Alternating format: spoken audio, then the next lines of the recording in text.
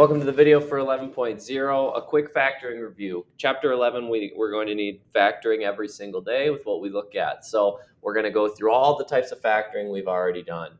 Remember the first time we talked about factoring, it simply meant undistributing, dividing out a GCF. So what we looked for was a greatest common factor, okay, a number that went into both terms. Well, you can divide 6 and 9 each by 3. So remember the 3 didn't cancel, it just moved all the way to the left. And then we divided each of the terms or all of the terms by 3. So we end up with 2x plus 3 inside the parentheses.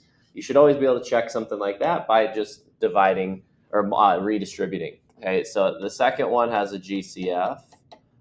14 and 7 have a greatest common factor of 7. But both terms also have an n. Okay, remember, you could always take the amount of n's you could take out is whatever your lowest exponent is. So since they both have an n to the 1. So 7n is the beginning part of my answer. So that would be the first thing I would type in on Delta Math. Then we're going to divide each of these by 7n. We can do 14 divided by 7 and get 2. N squared divided by n is n to the 1, minus sign. We're dividing 7n by itself. When you divide something by itself, it cancels out to 1. 7 divided by 7 is 1. Those cancel, and then the n's also cancel. So that it all just cancels to a 1. Okay, moving on to the next type of factoring. So we looked at unfoiling. So when it was a trinomial like this, okay, starting when a equals 1. Okay, start with your sign analysis. So if everything is positive like it is in this problem, we would use plus and plus. When there was nothing in front of the x squared, we just used x times x. So that was the first thing that we put down. So we know this is a problem with plus signs, and we know we can just stick x's out front. Okay, then we look at the last number, and we look for something that's going to multiply to 16 while adding to 8, and that would be 4 times 4. Okay, 2 times 8, 1 times 16 are some other ways to get to 16, but we want 4 times 4. 4 times 4 is 16. 4 plus 4 is 8. Okay, next one has different signs.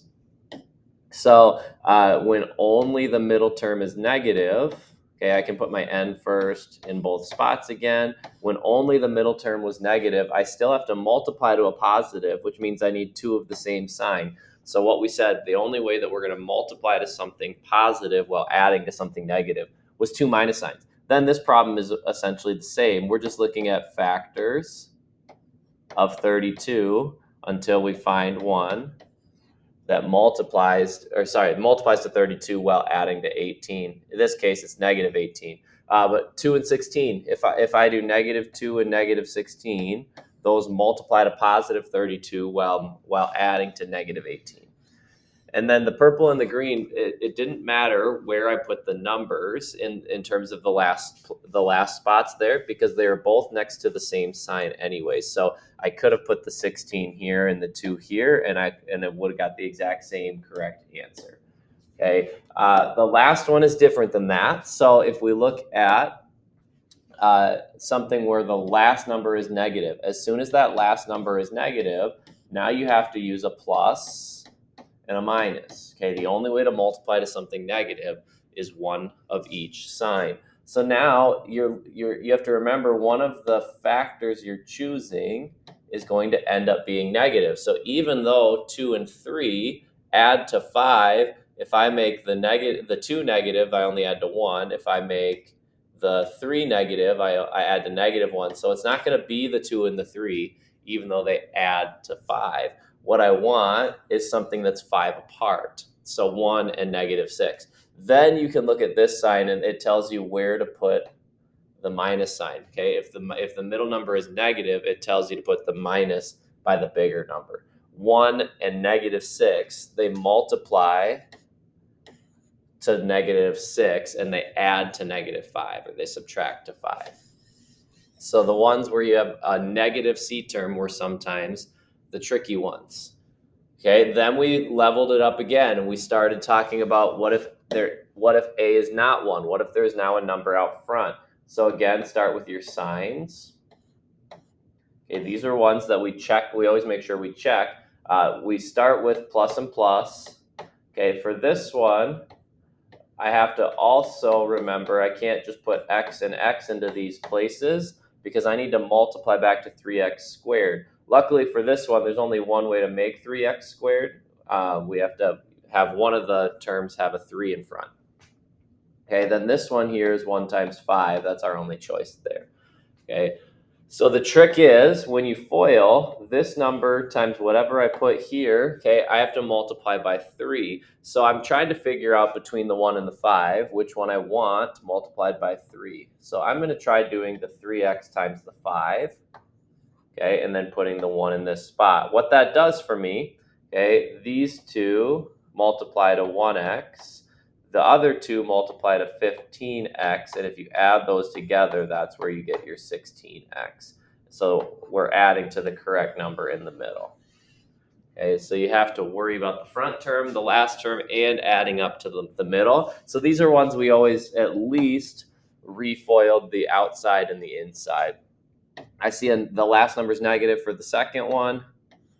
So I know I need to use a plus and a minus in this situation. Okay, I have to use 2x times x. I could put them in there right away just as a guess, but I don't know which one needs to be by the plus sign and by the minus sign yet. And then for 6, I can either use 1 times 6 or 2 times 3. So when you're looking at it, okay, you're trying to get something that ends up being 1 apart. If I can do this 2 times this 2, okay, that would give me 4, and then these two would multiply to 3, and 4 and 3 are going to be 1 apart. So that's going to be what I'm looking for this one. So I'm going to try to write it in such a way that I get a positive 4x. So I want 2 to be multiplied by a 2x. I want x to be multiplied by a 3. And if that doesn't make sense, just know that you can always go back and check. Sometimes you might be trying something, checking it, and then erasing it if it didn't work. So this one did work because I got that positive 1x in the middle.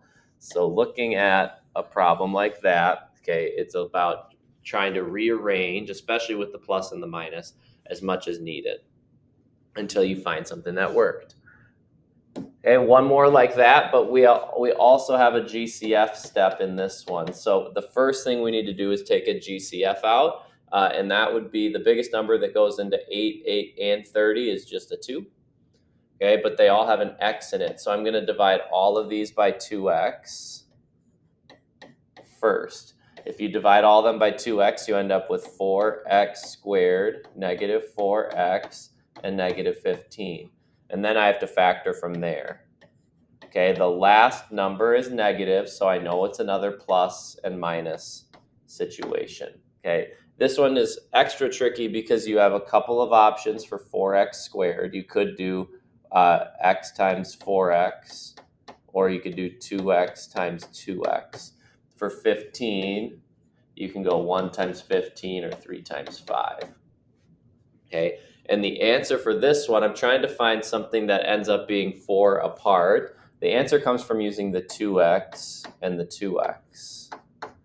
Okay, because if I use the 2x and I multiply a 2 by a 5, for example, so if I put a 5 right here, that gives me negative 10. If I use that as the negative 10, and then the 2x here, and this 3, they make 6x. And then I have a negative 10 and a positive 6. Remember, I'm trying to ultimately add to negative 4. So if I just check that real quick, these make positive 6x. These make negative 10x.